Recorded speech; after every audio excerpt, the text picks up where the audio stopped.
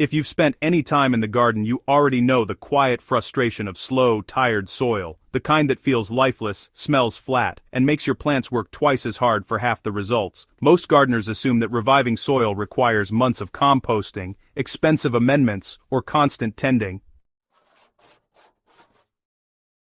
But here at Soil Sage Chronicles, I've learned something surprising. Sometimes the fastest way to wake up a sluggish soil ecosystem comes from the simplest ingredient sitting right in your kitchen. Rice, wheat, and flour might look like humble staples, but when mixed into soil the right way, they become powerful microbial fuel, quick, accessible energy that can change the feel, smell, and performance of your soil in days, not weeks.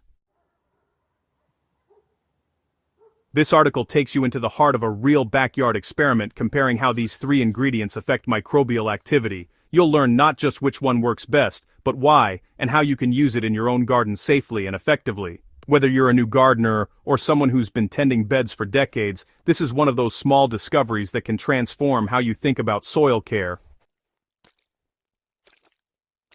Behind every thriving garden lies a bustling underground community.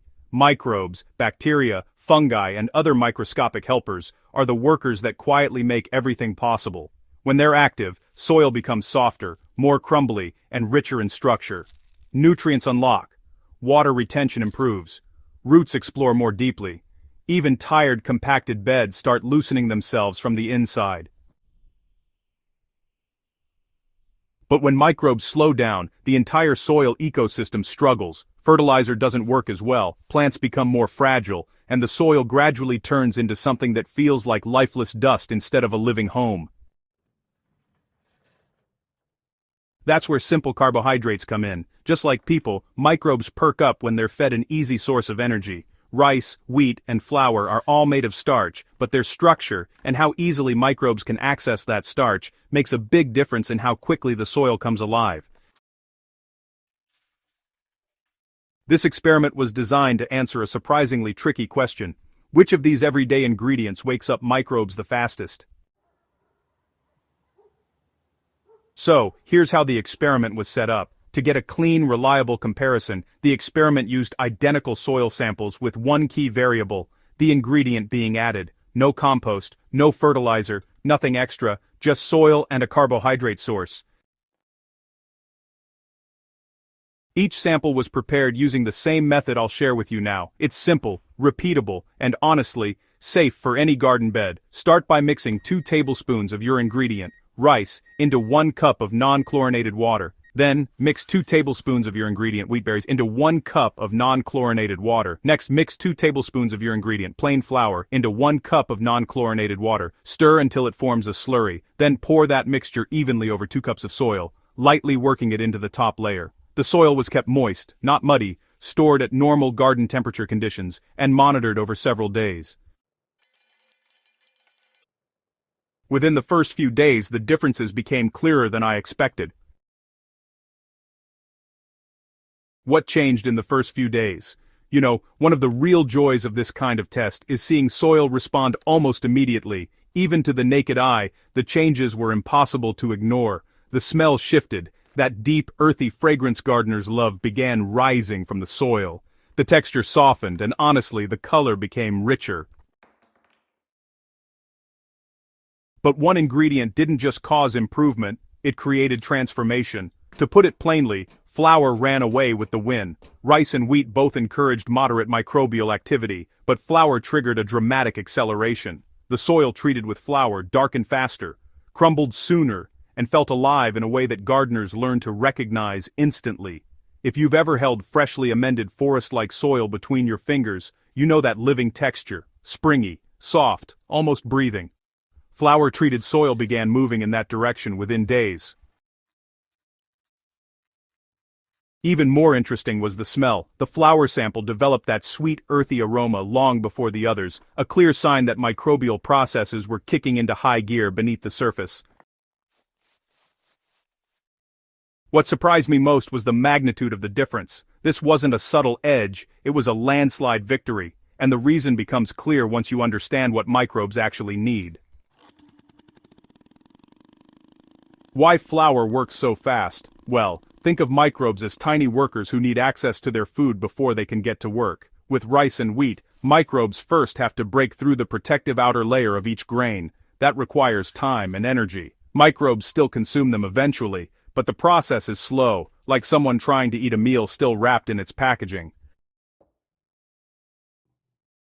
Flour is different. Because flour is already finely ground, the surface area available to microbes is drastically higher. Every particle is exposed, accessible, and immediately digestible. Microbes don't have to waste time chewing through layers of protection. They get straight to the feast. And once microbes start feeding quickly, they start multiplying just as quickly. That's when you see major changes in your soil: faster breakdown of organic matter, increased nutrient cycling, softer, looser soil texture, improved moisture management, and, honestly, better root growth. Flour doesn't work because it's more nutritious than rice or wheat. It works because it's easier for microbes to reach the nutrients right now, and in gardening, that difference shows up fast. How to use flour safely and effectively in your garden. Well, if you want to test this method in your own beds, containers, or raised gardens, the process is straightforward. Just make sure you stay balanced. This is a microbial stimulant, not a replacement for compost or long-term soil building. Start small. Mix 2 tablespoons of plain flour with 1 cup of non-chlorinated water. Stir until smooth, then pour the mixture over the area you want to revive. Scratch it lightly into the top inch of soil and keep the area evenly moist for several days. Avoid overwatering. Microbes thrive in moist conditions but dislike sitting in soggy, airless mud. Within about a week, you can expect changes in both the smell and texture of your soil. Plants nearby might show improved color, stronger stems, or just more lush foliage overall. And hey, if your soil is really depleted, you can actually repeat the application every 2 weeks until things stabilize. The only real caution here is moderation. Using too much flour can temporarily overwhelm the system, or, cause some mild odors. Think of it kind of like feeding a sourdough starter. A little bit, consistently, is way better than dumping in a huge amount all at once. So, why is this simple trick so transformative for gardeners?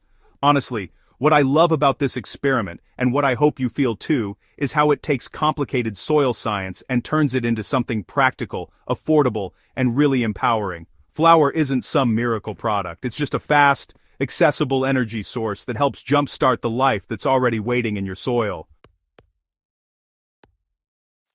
When paired with compost, mulch, or longer-term soil building strategies, this technique can make an enormous difference. Soil that has been compacted, neglected, or simply exhausted by repeated planting begins reawakening from the inside out. If you're preparing a new bed, starting a heavy feeding crop, or trying to rescue tired soil, this method offers a quick, natural boost that costs almost nothing and works remarkably well.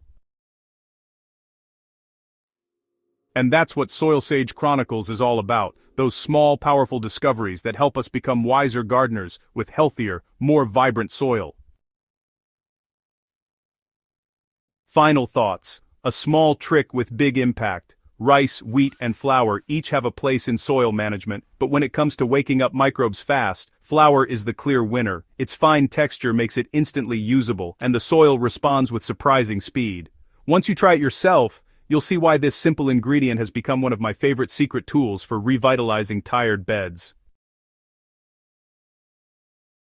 If this guide helped you understand your soil better and gave you a new tool to use in your garden, I'd love for you to stick around. Subscribe to Soil Sage Chronicles, share this with another gardener who could use a quick soil revival trick, and help us grow a community rooted in curiosity, experimentation, and the magic of living soil. Your soil has a story. Let's keep writing it together.